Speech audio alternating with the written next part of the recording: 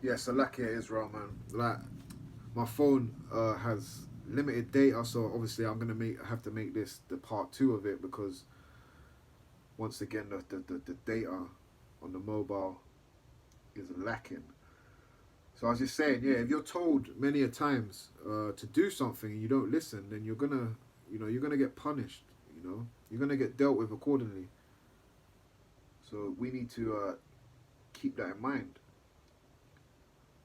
So it says, "For we all must appear before the judgment." This is 2 Corinthians 5:10. It says, "For we all of us, every single one of us, must appear before the judgment seat of a Mashiach, that everyone may receive the things done in his body." So everything you're doing in this flesh, you're gonna get judged for, man. There's gonna be a time when you're gonna have to face that judgment sheet, and we don't want to be ashamed on that judgment seat. You're gonna feel very, very ashamed if you've been getting up to nothing but pure wickedness, you know, and because you're gonna have to answer for that, like, through the judgment, man.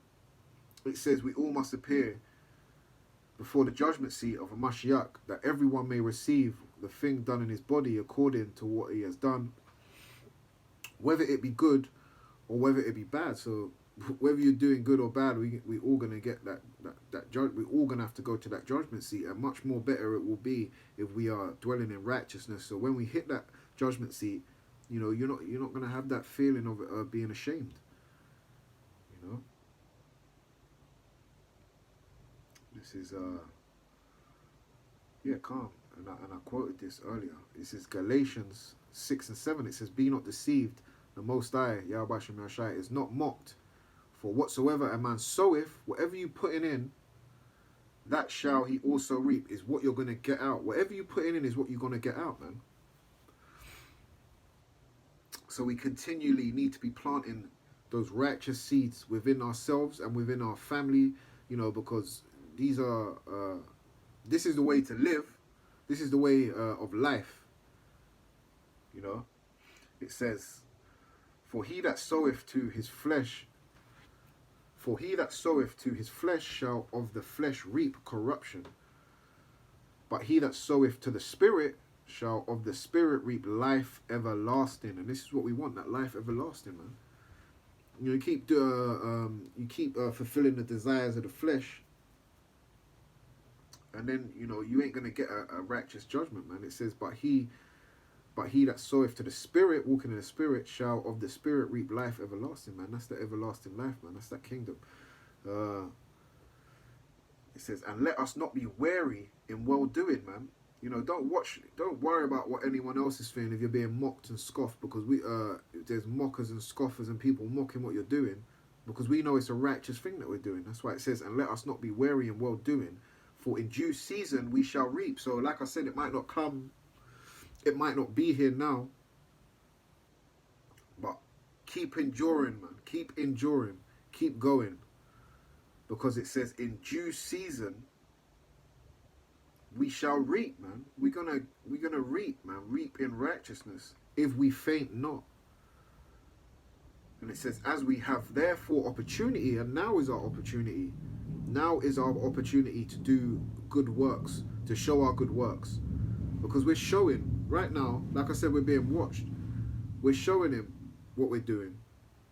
So there's no running away. You can't run away from the situation. We have to face it head on. You know? It says, "As we therefore opportunity, let us do good unto all men, especially unto them who are of the household of faith," man. So that goes into also loving your brother, man, which there's a lack of.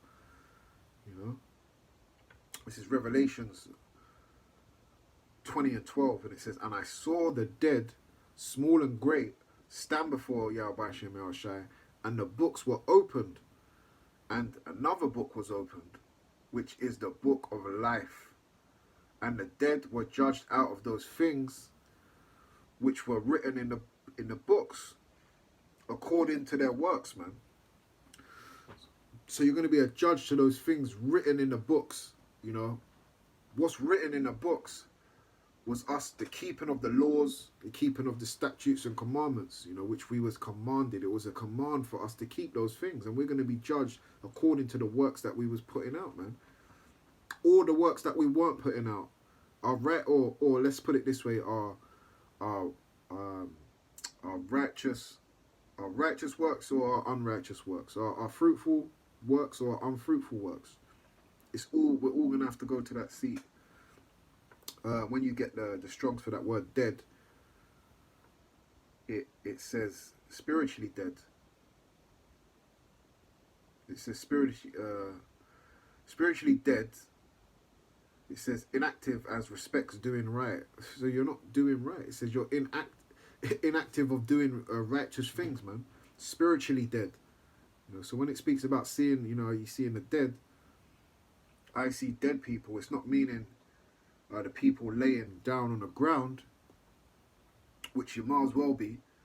It means more spiritually dead, man. Not having that spirit on you. Not having that spirit on you. And it says inactive, a respect doing right. So you're not doing right, man. So you're looked at as dead, dry bones. You know. And this is Ecclesiastes 12 and 13. It says, let us hear the conclusion of the whole matter. Fear Yahawah and keep his commandments, for this is the whole duty of man. It says, let us hear the conclusion of the whole matter, the whole reason why we here, our whole purpose, our whole, just everything that we meant to be doing, you know, everything we're working towards, day in, day out, without, it says about faint not. So it says, let us hear the conclusion of the whole matter. This is the whole matter. Fear Yahawah and keep his commandments, for this is the whole duty of man. And I don't know how these Christians skip over these verses, man. It says, fear Yahawah and keep his commandments, man. It doesn't say just call on the name and you will be saved. It says, fear Yahawah and keep his commandments, for this is the whole duty of man. So everyone, all of you Israelites, are meant to be following the law, statutes, and commandments. That is our duty. Why? This is verse 14. It says, for Yahawah shall bring every work, all of your works, into judgment with every secret thing. Everything that you thought was a secret. There ain't no secrets with Yahawah.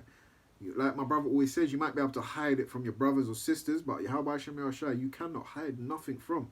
You know, he created you. Yeah, he knew what you was going to do. He knows what you're doing, man. He says, for Yahawah shall bring every work into judgment with every secret thing, whether it be good or whether it be evil. So Yahawah can see everything you're doing, every thought, whether it's wicked or righteous, he knows. Everything that you take in, everything that you put out, everything you say and do, Yahawah knows. So let's take heed to that, and that should make you want to push in the spirit even more. That should make you want to do more good works. That should make you want to stay more righteous. That would stay clean according to the scriptures. That should make you want to put this righteousness into minds of brothers and sisters, into your sons and daughters, and ultimately, you know, if you're in the right spirit, that spirit will rub off on your children. If you continually in good works, then your children will have no choice to be in that good work, you know, or try or understand, you know, that this is the way, that this is what good works is. You know, if you can continually being wicked, you know, your sons or daughters will pick up traits from you, man. So let's keep that in mind. Yahawah can see everything, man. And this ain't a game, man. This is dead serious, you know. Or this is life serious. Whatever one you want. So on that note, we give all honor, glory, and praises to Yahawah. Say Brakatah Yahawah, Brakatah Yahawashi, Shalom.